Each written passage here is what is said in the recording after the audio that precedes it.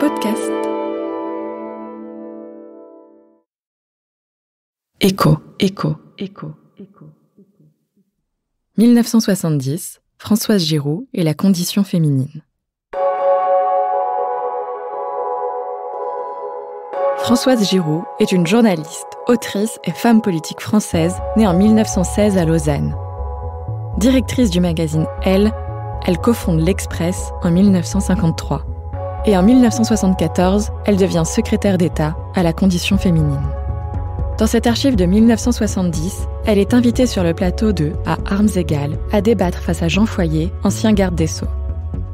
De l'aveu du journaliste Alain Duhamel qui anime l'émission, elle est la première femme à y être invitée.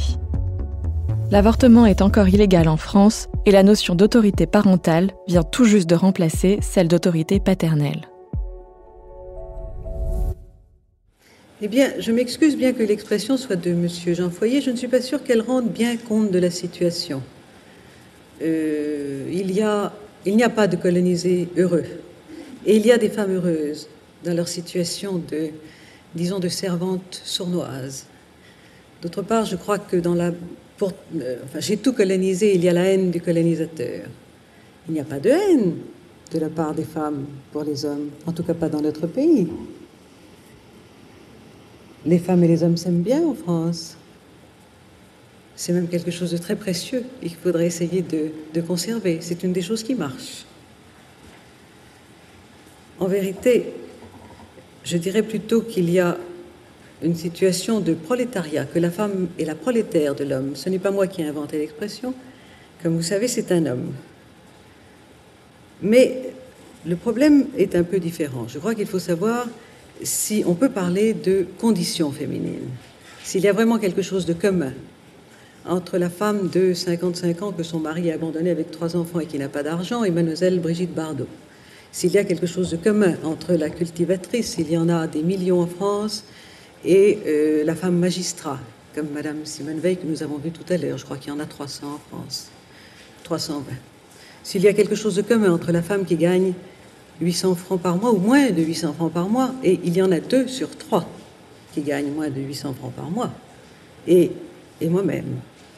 Alors je crois en effet qu'il y a quelque chose de commun qu'on peut appeler la condition féminine, mais il me paraît nécessaire de bien marquer une distinction. Il y a la condition biologique, il y a le fait que nous appartenons toutes au sexe féminin. Et puis il y a ce qu'on pourrait appeler, ce qu'Evelyne Sulro, qui est une excellente sociologue, a appelé le sexe social.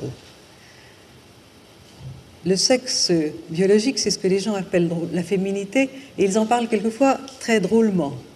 J'ai souvent vu des hommes avec un air très angoissé vous dire « Vous n'avez pas peur de perdre votre féminité ?» Ils en parlent comme s'il s'agissait d'un sac à main ou d'une écharpe ou d'un bijou qu'on allait laisser traîner sur sa commode. « Mon Dieu, qu'ai-je fait de ma féminité ?» On ne peut pas perdre sa féminité, vous la retrouvez à volonté. C'est quelque chose qui vous est donné à la naissance, avec un chromosome, je crois qu'il y en a 1 sur 46, c'est pas beaucoup, mais ça suffit pour vous jouer ce tour. Et puis il y a une histoire d'hormones, et puis voilà, on est un peu différents. Cette féminité-là, c'est la féminité authentique, je crois qu'elle est éternelle, qu'elle sera éternelle. Elle commande, dans certains cas, certainement des comportements, et je ne vois pas pourquoi il faudrait le nier, et pourquoi nous ne pourrions pas assumer cette féminité. Et puis il y a le sexe social, c'est-à-dire tout ce qui est plaqué sur la féminité, qui a été plaqué à travers les âges. Et ce sont là alors des différences véritablement artificielles qui continuent depuis très longtemps. Je ne vois pas qu'elles aient tellement diminué. Je vois bien que la situation des femmes a changé, mais je vois qu'il reste un écart très grand entre la situation des femmes et la situation des hommes. Ce sexe social, il nous colle à la peau. Et je le sens, monsieur, là, en face de vous. Je vais vous en donner un exemple. Nous ne sommes pas à armes égales. Si je bafouille, si je me trompe, si je cite des chiffres faux, que dira-t-on après cette émission? On dira, ben voyons, bien sûr, les femmes, on ne peut pas compter sur elles. Et mon indignité... Personne ne pensera ça en vous voyant. Mais si, mon indignité rejaillira sur toutes les femmes. On se dira, ce qui serait injuste, parce que peut-être une autre aurait pu très bien faire le poids, comme on dit, en face de vous. Mais si vous bafouillez, si vous n'êtes pas très bon, que dira-t-on? On dira, ben ce monsieur Foyer, il n'était pas formidable ce soir. Et aucun garde des Sceaux, ni dans le passé, ni dans le présent, ni dans l'avenir, n'emportera l'indignité, ni aucun homme. Il y a un autre domaine dans lequel nous ne sommes pas à armes égales. c'est le domaine des apparences, et il est très important. Pour que le physique d'un homme compte, il faut qu'il soit vraiment très beau ou qu'il soit véritablement disgracié. Un homme, c'est un homme.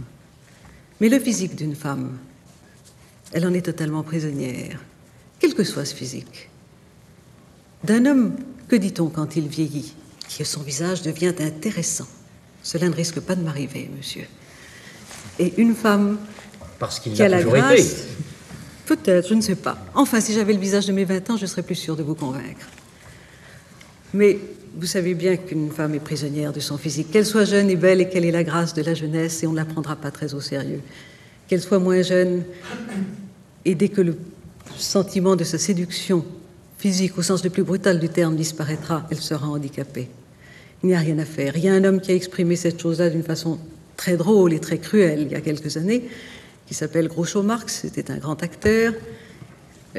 Son fils ou sa fille a eu un enfant. Il a eu un petit-fils. Et un journaliste est venu lui demander « Quel effet cela vous fait-il, monsieur Marx, d'être grand-père ?»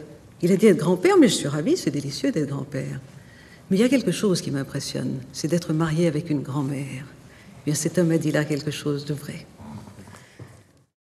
Merci d'avoir écouté cet épisode du podcast Écho, produit par Lina. N'hésitez pas à nous mettre 5 étoiles s'il vous a plu et abonnez-vous pour ne louper aucun nouvel épisode chaque semaine. À très vite sur Écho.